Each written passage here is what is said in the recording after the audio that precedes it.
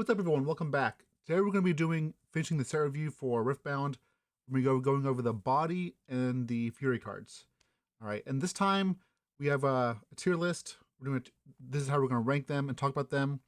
In my tier list, we have meta defining, legend exclusive, staple, role player, low impact, and no impact.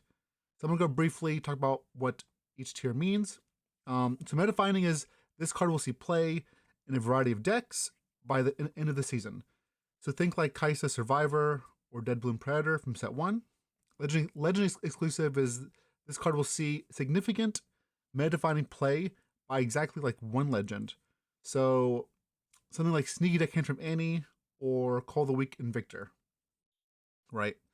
Staple is this card shows up frequently in decks of its domain. So Discipline for Calm and like Thousand Tail Watcher for Mind. Role player is going to be this card is played to fill out decks, but might be replaced when new cards are printed or the metagame changes a bit.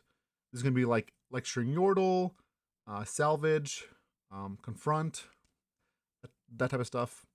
Low impact is this card will rarely see play, and if it does, it's at like replacement level. So it's like Soaring Scout or Wielder of Water. Then no impact. This card is completely forgettable. And won't see play in high competition. So think like Shakedown or Overt Operation. Do any of y'all know what Overt Operation does? So yeah, those are that's the tier list, and we're gonna go ahead and start talking about the body cards. But this time we're doing a little different. We're gonna be giving out 5 awards for some of these cards. One award is going to be the Dark Horse Award. It's going to be the card that I think is underrated. Then another one's going to be a Chad Award. This is going to be something to do with the art. Something who is a Chad in body? We're going to find out.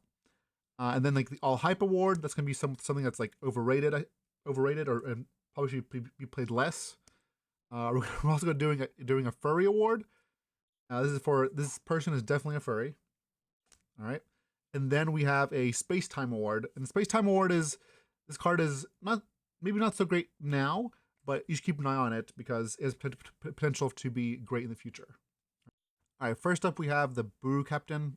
This is a 3-drop that draws a card, plays itself, or buffs itself. The fact that it plays itself makes me want to put it in low impact. I think any card that plays itself is kind of hard to put in no impact. So we're going to put that guy there. Nothing crazy, but might fill a role somewhere. Next up, we have Combat Chef. Combat Chef is a 5-drop as Weapon Master. Has no power cost, but I don't think in this metagame where people are, speeding out Noxious Hopefuls or Battering Rams that you really have time for a 5-might unit that just has Weapon Master. This is going to go and see play in no impact. I would say this card is not good at all. Next up, we have the Dauntless Vanguard. The Dauntless Vanguard. So it costs 4 and it goes to occupied enemy battlefield. It has to be occupied for you to play on a battlefield.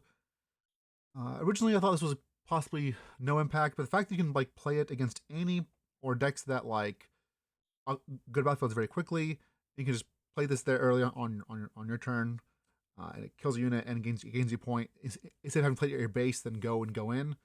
I think this could be possibly like there might be a metagame for it somewhere. In the sideboard at the very least, right? I don't think this is a main deck card at all because it's just not powerful enough. But the fact that it has this ability, I'm also going to put this one in a low impact. Next up, we have the Dragon, the Direwing. So Direwing is a 7-cost unit that enters ready for controlling the dragon. And I feel like the Dragon tribe is relevant, right? There's like we have Mind Splitter, we have the Mountain Drake. And the more dragons that come out, the better this card is going to get. Especially if we can like curve right into it with a good dragon. Like I know we can now, but the dragons aren't quite good enough. The fact that it costs no power, and it costs 7. Originally, like if this card was in set 1, it'd be really good with Aurora. Because like when you have 7 ruins, you can play it. Then without paying power, in the following turn you can play Aurora. But the metagame has shifted a lot, and this card is one like to keep an eye on, but it's not really good enough at the moment. This is another one that I'm going to put in low impact. Next up is Doran's Blade. Doran Blade, 2 cost equipment. It's just like a generic buff plus 2 might. I think this is not good enough. There's so many better equipments that cost, even costing 1, or giving it a better buff or better ability, especially in body where we have better, stronger equipments. Mostly this one has no impact. Next up, we have the Duelist, or the Blade Keeper, one of Fiora's people, I assume. So 3 costs for 3 with no power and has ganking. The fact that it's ganking, I think, makes you like question more, right? If it didn't have anything, not anything, but if I had like some of the other ability like buff me or something, I would say no impact. But the fact that it has ganking makes me want to put it in low impact, especially because of equipments. And Orange has some really great combat tricks. So low impact, nothing crazy, but I think this guy belongs. Next up, we have one of the best cards in the set. Definitely one for Orange. So Punch First. This is a 1 cost for 2 power. The fact that it costs 2 power originally might be like, okay, well, this is a drawback. But I actually think it being 2 power is a plus. Not being able to get defied and then giving something plus 5 might for just 1 is just so huge. This is definitely meta defining. If you're playing Orange, you should be playing this card. Even like, it doesn't matter if you're playing small units, medium sized units. If you're even playing Aurora, big units, like costing 1 is just massive. This card is fantastic, and 5 is a lot. So this is definitely a very, very, very powerful card and a great card. Big fan of this one. Next up, we have our little monkey, our sea monkey boy. It's funny because this card seems pretty generic. So you can play on turn 2 or turn 1 for 2 might. If you're on the draw, you can play on turn 1 as well for 3 might. It doesn't like, it's not fancy, but it doesn't need to be. It's like it's always gonna do its job. You can play turn 1 if you're on the play or draw. If you're on the draw, it rewards you for playing it. For 1 more energy. This I think this card is for me is a staple. You just put in your deck and it's always a 1 drop, no matter what. Then after that, you can then after that, it's gonna fit your curve, right? So like the following turn, if you have like mana left over or 2 mana, you can play it. If you have one extra, you can make a 3 might unit. I think the fact that it can just fit your curve makes it an excellent early drop for your deck. So Sea Monkey is gonna get stable for me. Definitely a card that should see play in multiple body decks. All right, next up we have our Poros. I'm excited to see like a Poro deck eventually. I think that'd be sweet. I'm not quite there yet, but anyways, this Poro is a 2-drop with Weapon Master. Unfortunately, I feel like this guy is not nearly good enough for anything. He's cute though, but no impact for me. Weapon Master for 2 just not where we want to be in this current environment. All right, next up we have another Yordle. Not a Poro, Yordle, different tribe, excuse me. Yordle Explorer. So 4 cost for 4 might. And he says when you play a card with power cost 2 or more, you draw a card. Wow. So this card is definitely, again, any card that draws cards I think is great. But this card is going to get our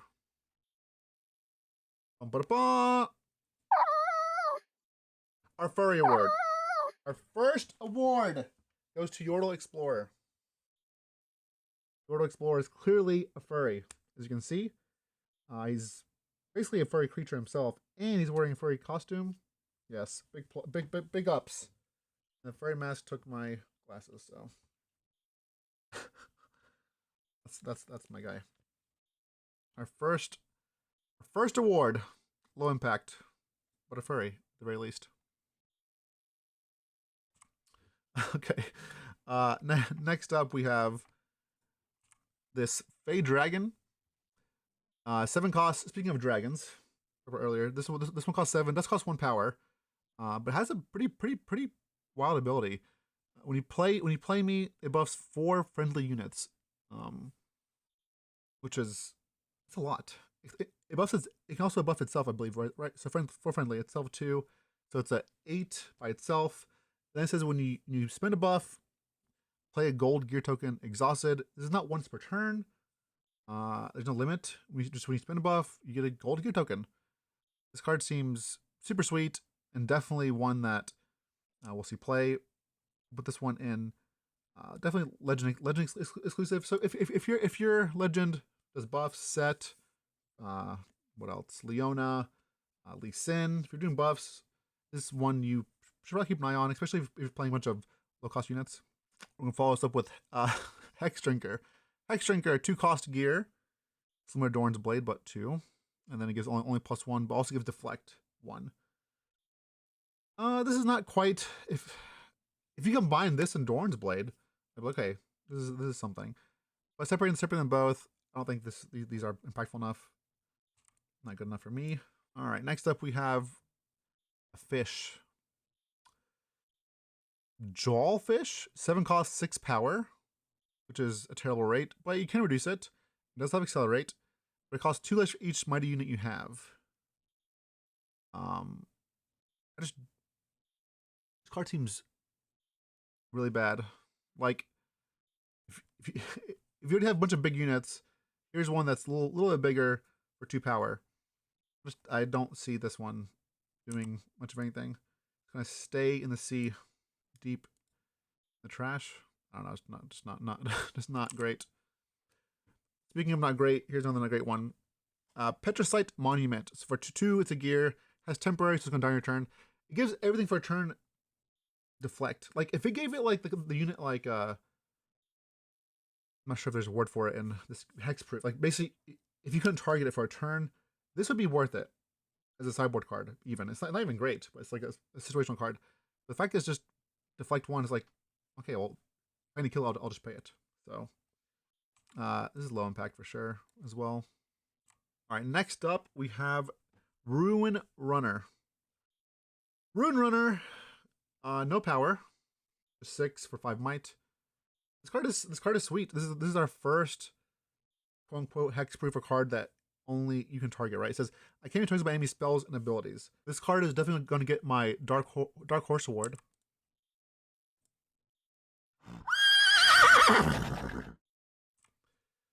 This is definitely one that I can see. Not only can you build your deck around this, it's just a powerful ability, especially when purple is so dominant in this meta. You can't rebuke this. You can't fight or flight it. It's like almost having a like you have to punch through it, right? If you're able to protect this, which orange can, it's also like our first Voltron card. You can just go all in on it. This one is definitely a role player and one that I think, again, is definitely underplayed. Dark Horse for Ruin Runner for sure. Next up, we have Show of Strength. For 2, you can, in 1 power, you can draw a card as repeat. Or not repeat, sorry, as reaction. Again, any card that draws cards, at least 1 or more, is hard to. It's not great, but if it does draw more than 1, it's solid. So I'm trying to think of a world where I'm playing like Volibear, playing a bunch of units that cost 5, that have 5 more might. Like, you know, maybe I might play one of these. Because you can't really you can't really sit back on units in this game. If you have a 5 might unit or 2 of them, whatever, you kind of have to go to combat. If the more you sit back, the more you will obviously start losing, right? And 5 might units don't usually come out until later in the game. So casting this card, you want to draw at least minimum 2 cards. Probably 3 is what you ideally want. But I don't think it's going to play out the way you think, especially not right now when units 5 might usually cost a little bit more. I like this card, but not quite good enough. This one goes low impact as well. Next up, we have Strike Down. So it's a weird removal spell in orange. That's going to have, you can only choose you have the control that's equipped. It deals damage. You just smite enemy unit. This is called like it's not a fight. It's like they don't fight each other. You just deal damage equal to your might to it, and then you unequip it. The fact that you have to have an equipment out and a unit out to even use this, and then it unequips it for sure. Like if it was like you may unequip it, but then like re-equipping costs power as well. It's just so much for so little. I just like why play this when you just play punch first or just anything else really or another equipment. It's just I don't really or challenge. I don't like this has so many restrictions for you to even cast it. This is not a good one. Low impact for this one. Next up we have Warmog's Armor. Warmog's Armor is a 1 cost equipment. It says when I conquer, buff me. The fact that it costs 1 and it buffs, like I want to put it in low impact, but I honestly I think this one's also no impact. Rip or Monk's Armor. These cards are cool because I know they're League of Legends cards, but they're not here. They're not like quite good enough here.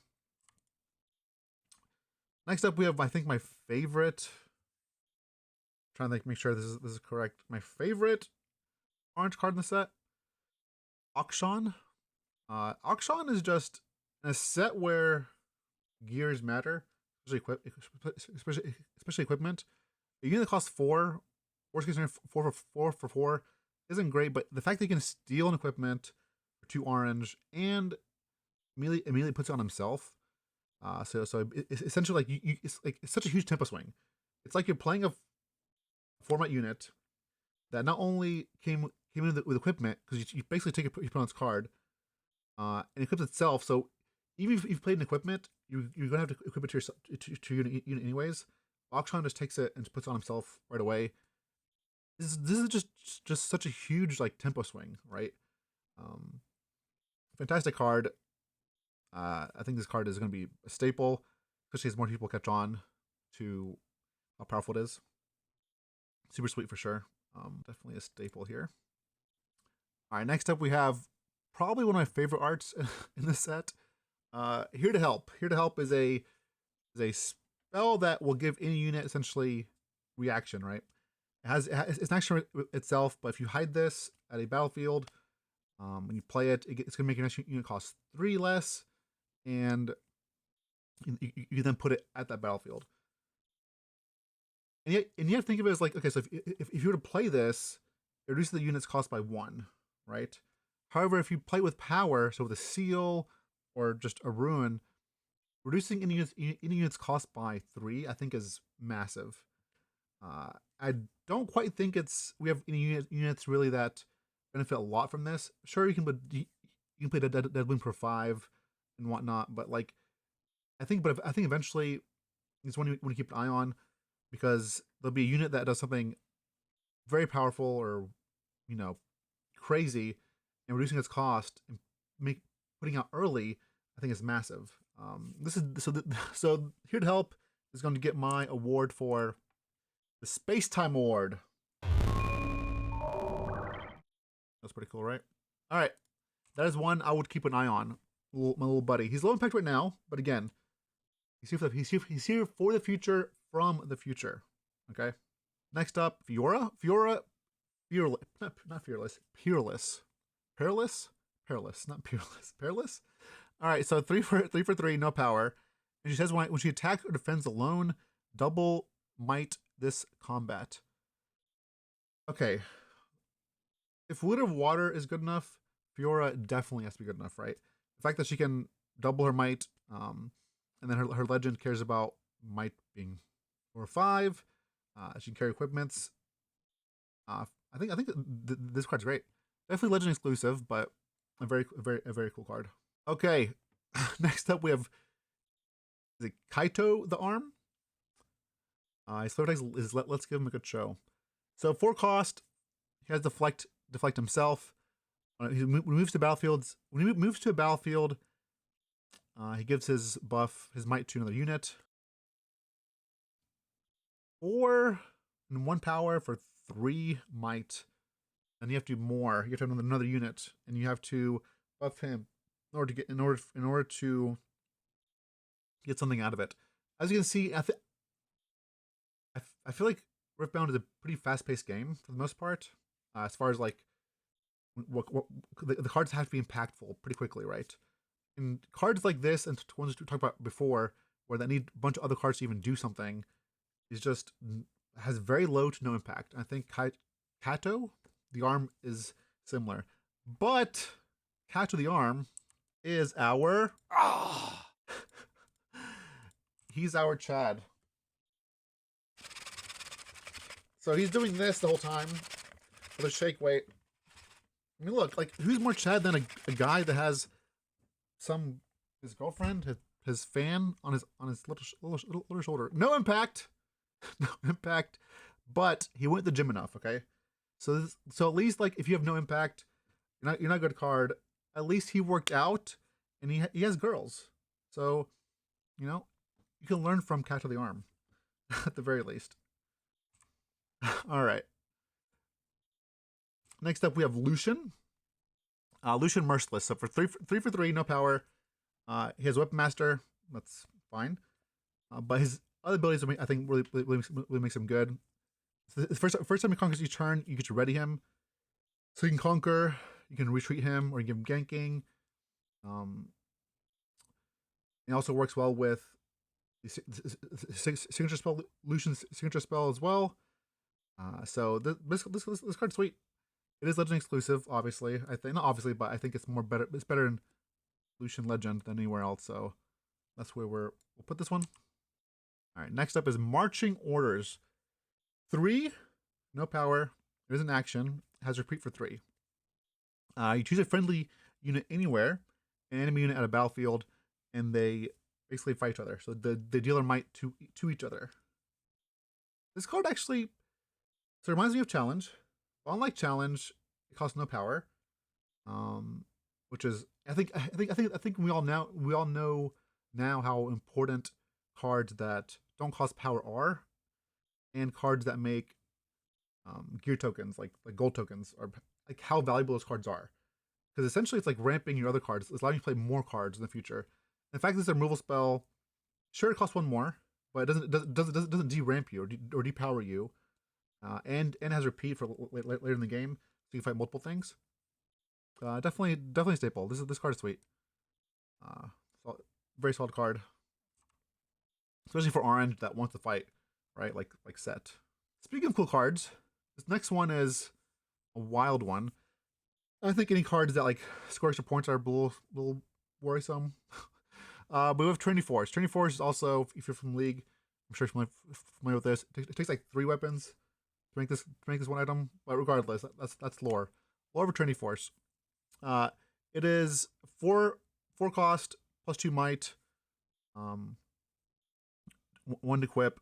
But it says when you hold, you score a point. That's very powerful. The fact that it's equipment that buffs your unit, and if you hold, you get another point. Extremely good, especially when it combos with the other equipment that says hold is conquer and conquers hold. You're able to just go win out of nowhere, honestly.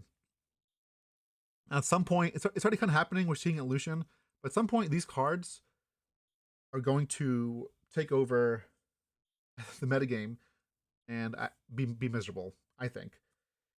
So you have to be careful of scoring extra, main cards like this that score extra points. This card is right now Legend exclusive, but also just very powerful. The fact that it scores multiple points for not a big cost. Like think of Time Warp, right? Time Warp costs 10 to score. Sometimes 1 more point. You have to play it, right? This just does it, and also goes your guy and costs you like no power to play originally. If you have other ways to benefit from it, like to make conquer hold, conquer and hold conquer. You can just and then add. I think if you add one more thing to that, right? All of a sudden you're like you can get multiple points. So yeah, super sweet card, very powerful. Definitely one we'll see. Next up we have Yone. I'm not positive, but I believe Yone is. My lore isn't the best for League, but I think Yasuo's brother. Yone's kind of cool. Instead of doing damage like his brother when he moves to a battlefield, he'll deal extra damage to ones at the base. So 5 for 5. His Open Master. It says when he conquers open battlefield, deal damage to his might to enemy unit. So he's basically base camping. You know, you ever play a game where he's at the spawn point, he's gonna keep killing you. Yone definitely seems like a role player, one to watch out for, and one that's kind of impressive, or can be oppressive. So I'll put you on as a role player here. Next up is a card that I was super hyped for originally. It's the Ancient Hinge, 2 for a gear, cost 1 power, and you can tap energy, make energy power, right? Oh, this is great. This is basically, I thought like this is like a seal, multiple seal for multiple times and multiple colors, but in theory sounds great. In practice, it's not so hot. Low impact for this one. I'm sorry, and heaven forbid you draw more than one, right? And even the first one you draw, it's not even that great. It's like okay, this is fine, maybe. Or just maybe something else. Like I found myself wishing like it was just a seal. And that's pretty pretty bad. Next up is Bone Shiver. Speaking of gears that aren't so hot, this equipment was one that I was pretty high on. I was like, cool, it's equipment that buffs your unit for 2, which is a lot for for a small amount, and then also it ramps you, right? It gives you another rune if you when you conquer.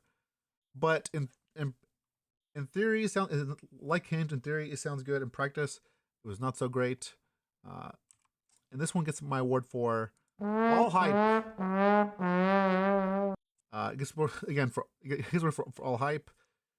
It's just not so hot in practice. And so I wanted to play this over Mobilize, or want to be better than Mobilize, but Mobilize is instantaneous. And I feel like if you want to ramp, that's where you're gonna do it. You're just gonna you want to ramp right now. You don't have time to play this, play a creature. It's the same thing I talked about earlier, where you need multiple things to happen to get what you want. You need a unit. You need to equip the unit with this equipment, which deramps you. You need to conquer and have that unit live, and then you ramp one. And it's like, well, I could just cast Catalyst or my Mobilize and just got this one extra mana, right? Same thing with Bone Shiver. Unfortunately, if you want to ramp, just ramp. Don't don't jump through 20 hoops to try to get that one extra run. So Bone Shiver is gonna get low impact for me. Next up is one that I thought would honestly see more play. Jack seems pretty sweet. So it's 4 for 3, no power as well. Weapon Master, because he is the Weapon Master. He's like he's known to be the weapon guy, you know. I still think he's gonna be good though. But his ability reminds me of one, another TCG. You play equipment, draw a card. It does cost 1, but it's not like restrictive. You can do it multiple times per turn, and you attach equipment to him. You get to draw a card for 1. That's just it's a powerful ability. The fact that a card can draw you multiple cards by itself, or even in one turn, is pretty huge. Put this one for Legend exclusive. Jax is a powerful unit. Last, probably least, we have Sivir Ambitious. She costs so much. Sivir costs so much energy and power. She's one that's like, she has 7 to like 2, and she does other stuff. Like if she sends 5 damage, clears the board more, but it's just too much cost. I think this is basically like a Jinx problem where we have Jinx, and Jinx's ability is draw extra cards, so we'll make all discard more cards without more benefit. Same thing with Sivir. It's like, oh, Sivir's legend that like rewards you for using power. We'll make her cards cost more power, and it's like without giving them more of a buff. Sivir's the same problem. A low impact card, just too high of a cost for not enough payoff. So rip Sivir. But yeah, so those are the body cards. Again, super excited for all these, especially Punch First, Trinity Force, super sweet cards. We'll move on to the next one. All right, moving in with the Fury. We're gonna start with Against the Odds. Against the Odds is just a situational spell that gives +2 might for each unit. Enemy unit here, and as reaction, this is gonna be a role player for me. I think it's quite staple. Depending on the metagame, this is good. Might play 1, then for some reason maybe you decide to play 3. It'll see play, not quite good enough for staple, especially for red. Red has a lot of competition, but solid card for sure. Next up, we have the Armed Assailant. This card is not so hot. It has a lot of cost. Not very exciting. No impact for this one for me. All right, then, next up we have Blood Rush. Blood Rush is not quite as good as Cleave. It does give, it can give more for more mana. I don't think that, I think you want to max out Cleaves before you play Blood Rush overall. Or maybe you play 2 Cleaves, 1 Blood Rush. This is more of a role player than it is a staple for me. Again, red has a lot of competition. All the cards compete with each other because they're so good. Bushwhack is another one that comes to me as a role player. So 2 for 2. Friendly units enter ready this turn. Play gold gear token exhausted. This is when you play this, you have a plan. We played Confront in set 1 just to like draw cards and like, you know, didn't cost power, just as a bad way to draw cards, but we no longer need that. So when you play this, you have a plan with it in mind, right? Either maybe you're gonna play this, then accelerate a bunch of Rasas that turn, by playing cheap or free units or battering rams. So when you play this, you have a plan. It's definitely a role player. The Bushwhack goes here. Following up, we have Detonate. No more Thermo Beams. Now you can blow up the Aurora for 1 mana. This is a more of a role player sideboardish card, situational card. That being said, Aura isn't even that great right now. But that being said, it's still one way to deal with a big gear. Instead of having to play Throw Beam in your red deck. Eager Drakehound, 3 cost of power early for something like this. Enters ready. I wish they gave the option to enter ready. Because of that, it is a dragon, right? It's a dog dragon. No impact. I want to play at low impact because it's a dog dragon, but you know, put you before here. I'll put you here. Next up, we have Sentinel Adept. So 3 for 3. Weapon Master. Nah, this is no impact for me. Next up is one that people have really liked. Gym Jammer. Gym Jammer is going to get an award from us. You may have thought you got a different award, but this card is overhyped in my opinion. Of all the red cards in the set, this card's overhyped. People are just jamming Gym Jammer and all the red decks, or trying to. Again, this is one that I do think it can be good, but is one you have to have a plan with. You can't just play as a 2-drop and just, okay, that's what I'm doing. Overhyped card, it's fine in a certain deck, and we have to consider like, okay, how many do I want to play? How often am I ganking? What battlefields am I using for this to gank on? Do I have Conquer battlefield? So like when I Conquer, I really want Gym Jammer because I'm playing Conquer battlefield, so this is gonna be good in my Conquer battlefield deck. Instead of like, oh, I'm just playing this because it's a 2-drop that's ganking. There's better 2-drops that can support your plan better. So when you Gym Jammer, if you want him in your deck, just think about like what battlefields I'm using. What do I have units that when they conquer they do something? Is that because that's where you're gonna want him, right? Because while he is a 2-drop unit, he's not ideal to play on turn 2 or turn 1 rather. You want to play him ideally if you can later in the game, so he has value. But so this is not one you just play 3 in your deck. Maybe 1 in your deck. You know, maybe 2 in your deck maximum, in my opinion. Even if it is a mech, again, it's not a 2-drop that has value until later in the game. Serried Blade is the next one. This is worse than Doran's Blade. No impact. Don't need to waste any more time on that. Next up, we have Void Drone, 3 for 3. It costs 2 less if it's revealed from anywhere from like Rek'Sai. If you play this from anywhere else besides your hand, it costs 1. That being said, the only place it would see play is Rek'Sai, and I don't even think Rek'Sai wants this. So the fact that it does not get Legend exclusive, and I don't think Rek'Sai wants this, it's going to go to no impact. And then next up, we have the Angle Shot. Angle Shot says it's a reaction. Choose a unit and an equipment with the same controller, so you or your opponent. Attach the equipment to that unit, or detach that equipment from that unit. Draw a card.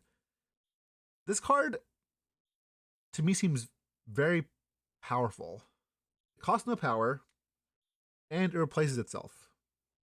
It's a reaction as well. Like, that in itself is just... We've played that already and with Confront, right? But the fact that this is a combat trick too, like you can attach Ornn from Spellsonger or You can quickly equip an equipment to your unit to win combat, and then you draw a card too. Very powerful. This is like in the right build. This should be a staple. Like this is a very powerful effect. Um, likes a lot. That being said, though, like it's not a deck. It's not a card you can play in every red deck. So maybe it's not a staple, but it is very powerful in the right deck. More role player in the right deck. It is. This should go first though. It's going to do a lot of work. Next up, speaking of staples, Battering Ram is a staple. This is our new Noxious Hopeful in red. It costs 1 less for each card you play before it because of purple 0 cost effects and stack deck and stuff. The card cost is very cheap. This is our new Noxious Hopeful 5 might. If you're playing red and you're able to play a bunch of cards quickly or in the same turn, this is something you definitely want to consider for your Fury deck. Blast Corps Cadet. This deals 2 to unit at battlefield. You gotta pay for it though. Power in an energy, low impact. Could see it maybe somewhere in the sideboard, someplace, but it is not that great, in my opinion. It's not crazy, but maybe like you want it for decks that's like blitzing you or something. Let's try to like put a bunch of small creatures on battlefields. That's where that one can see play. Minotaur Reckoner. Units can't move to base. This is basically Volmaw's lair on a unit. Low impact. Maybe you really want this effect for your deck for some reason because his ability does work at base. Very low impact though. More of a sideboard card than anything, if that. Next up, we have Perched Grimworm. This is another dragon. It says, play me only to a battlefield you conquer this turn. I compare this to Battering Ram, right? There's just no real competition. Does cost 4, but you can pay 2 for Noxious Hopeful, or you can play 2 or 1 for Battering Ram. So this is no impact for me. It is a dragon. It's a dragon, so I want to put a little higher, but like I think we'll get better dragons. I'm gonna put this no impact as well. Again, red just has so many great cards, right? Recurve Bow. Recurve Bow costs 2, and it says when I attack or defend, deal 2 to an enemy unit here. On the surface, this doesn't seem so great, but paired with Warwick, I think this could be a role player in a deck that is doing stuff like this, right? Because Warwick says if there's a unit that's damaged at a battlefield, he kills it. So, and then that being said, if Warwick is defending with a recurve bow, you're going to have to kill Warwick. Otherwise, you moving your units there. This is going to deal 2 damage to them, and Warwick will kill them. So cool card. Definitely, I've said this is more of a role player though. It's one you have to build around as well. So, but surprisingly, pretty decent. Next up, we have Sunstorm. This goes 2 to unit at a battlefield, or 4 if it's attacking. It has hidden, so it's very interesting. I don't think this is quite good enough. If it did 2 to anywhere, like at a base as well, I'd give it more. But because it's only at battlefield, and red already has so much good removal and like Falling Star, and we'll see later Piercing Light and stuff, and hex the beam. I know this just doesn't cost power, but this is not good enough. There's no impact for me in red. Again, red just has so many good cards that are just like competing with each other, right? Next up is we have this cute little guy. Honestly, this guy's pretty sweet. So he's a 2-drop for 2 might. It says if you reveal cards from your top of your deck, look at the top card first. You may recycle it. Reveal this card. So obviously works with Rek'Sai. Rek'Sai is trying to play cards off top of her deck. So this is definitely a Legend exclusive card, but a cool one. And honestly, with Rek'Sai, it's doing a lot. It's more options. It's more any deck that gives you more options.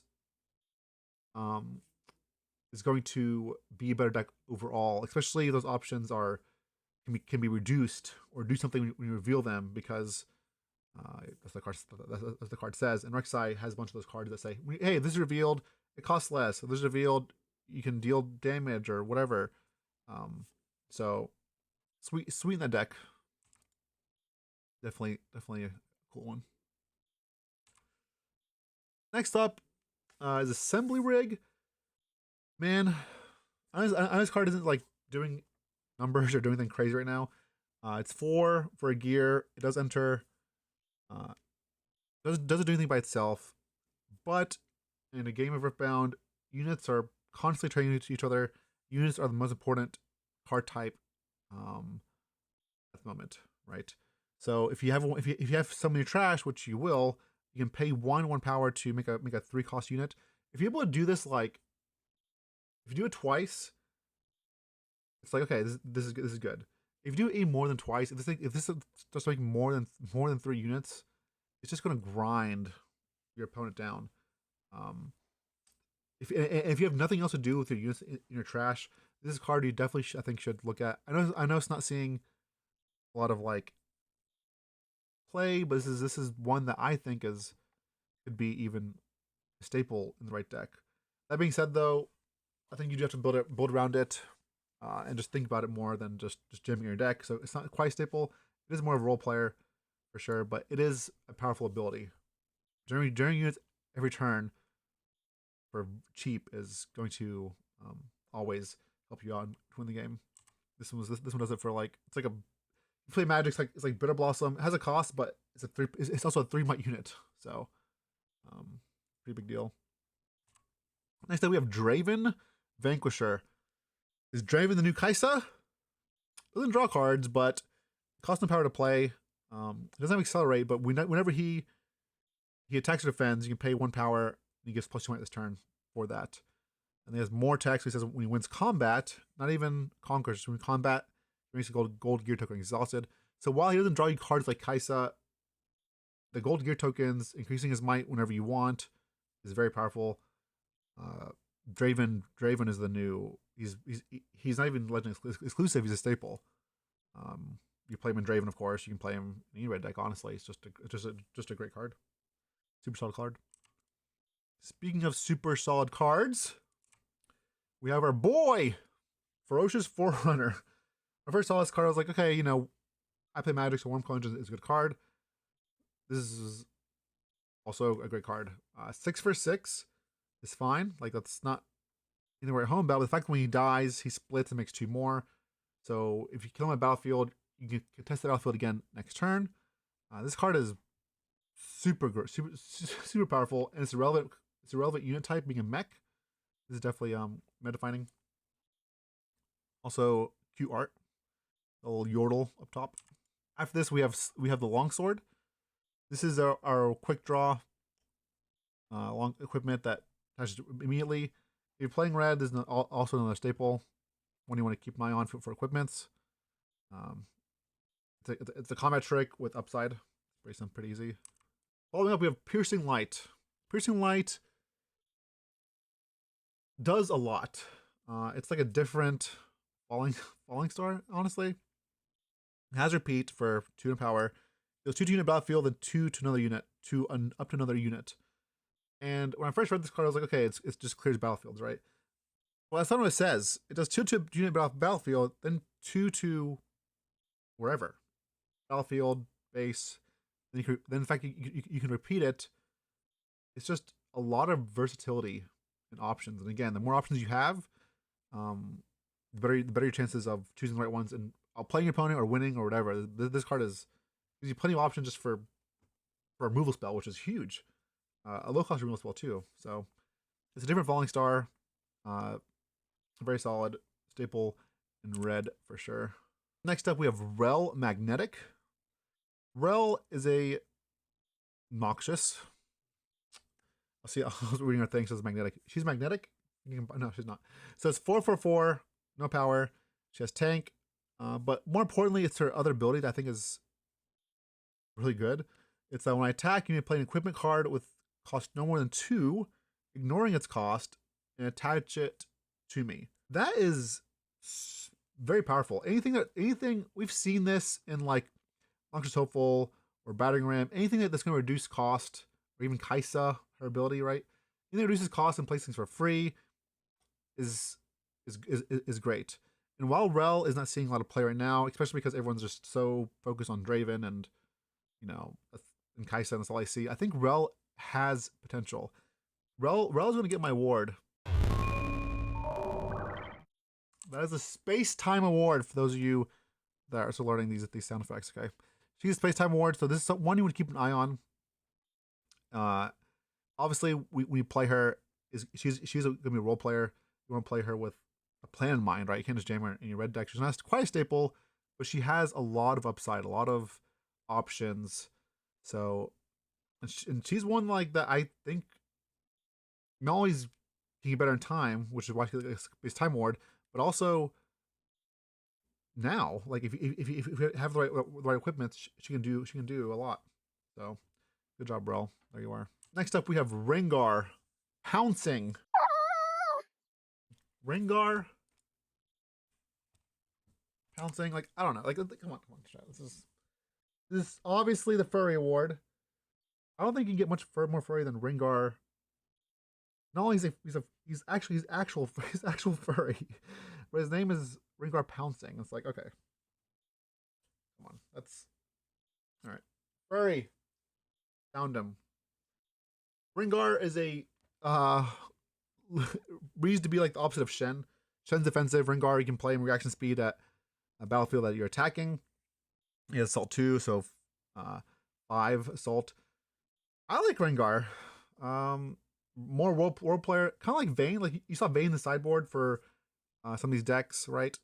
Rengar is similar. Like you can't play Vayne first. You can't play Rengar first, but the fact that you can play him as a reaction, I think, is different and can give upside as well. So Rengar, you are going to get a role player and be a furry at the same time. Next up, we have Rumble Hot-Headed. Look at this little guy. Got his fist bump up. It's like he's gonna punch things, knock things out. And we're just gonna go back to back to back. Ah, Rumble in the jungle. We're gonna get our chat award. Look at this. We just got 3 back-to-back awards. So Rumble says your mechs have assault, including himself. So he's 4, assault himself, no power. When I conquer, you may recycle another friendly unit to play a mech from your trash. Reduce its energy cost by the might of the unit you recycled.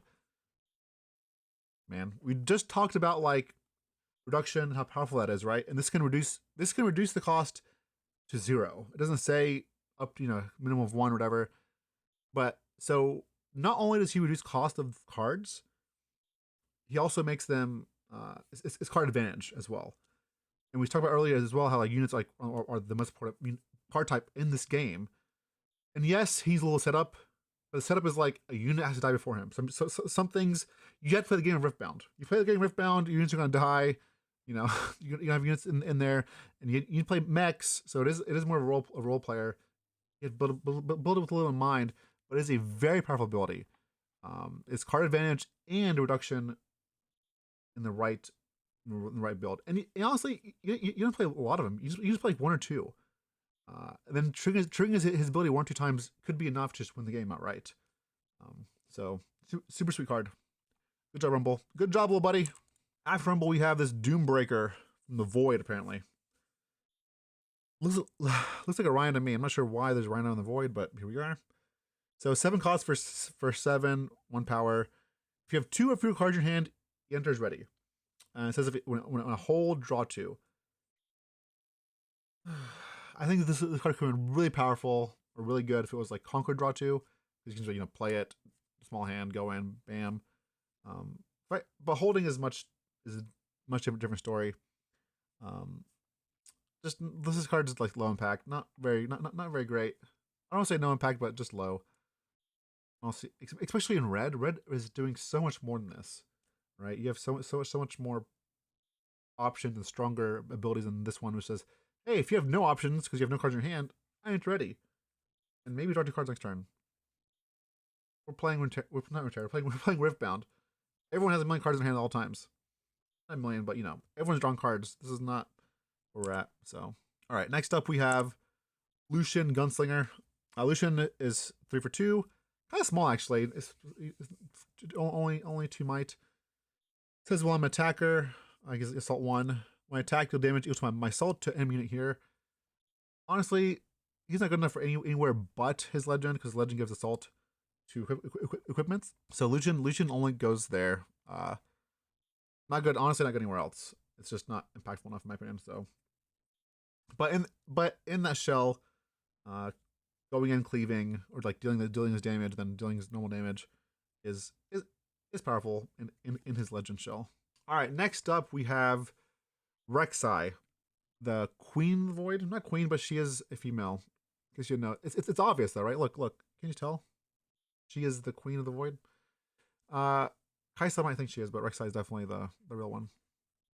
So Rek'Sai is not a rhino, but actual void creature. But she has a cool ability. So she costs 3 for 3, and she has accelerate herself. And her other text says units not played from your hand also have accelerate. So they gain accelerate, which means you can pay a power and energy to have them ready, right? And Rek'Sai's whole legend and her whole even her signature spell are ways to turn through your deck, even the Void Hatchling, to play extra cards. What's cool about Rek'Sai is like, not only is it giving you options that you have to decide on the fly, because it's card advantage, but it's card advantage that's kind of almost random, but it's also giving it now the ability to have accelerate so it's giving more options. And again, more options is always going to be better for you. It's going to give you more abilities to win, the more options you have. And Rek'Sai gives you plenty already from letting you choose different cards to play, but now also the champion giving you ability to a way to give accelerate is super sweet. This is legend exclusive because there's not many ways to play units outside of your hand. Rek'Sai allows you to do that. But Rek'Sai also gets my award for Dark Horse Award. She may not be a horse. Maybe she is, we don't know. But she is a very powerful unit that gives more upside, and one that I'm excited to explore more and play more. I don't usually enjoy playing decks with a bunch of units, but Rek'Sai is different. It reminds me of Cascade and Magic, where it's like, hey, there's like a small randomness factor. That's not just random for fun; it's random for power and knowledge. And if you choose correctly, you'll be rewarded. I think Rek'Sai will be able to do that. So super cool legend and cool ability. So get a Rek'Sai. Last one for Fury is the Skyfall of Arion. I'm not sure I pronounced that. I'm sure someone tell me in the comments. This costs 3. It equips for 1 power and 1 energy. This is what I was talking about earlier in the body. It says my hold effects also conquer effects and vice versa. With Trinity Force, you can just do acquire points very quickly, and not normally how you do them. And apparently, if you acquire the last point with Trinity Force this way, you just win the game. It doesn't care. It's just like, hey, here's the point. Yay. And any card that like not only gives you points but breaks the rules of the game, where you can't score your last point unless you conquer 2 battlefields at once, is powerful. This card is, and again, I talked about this earlier.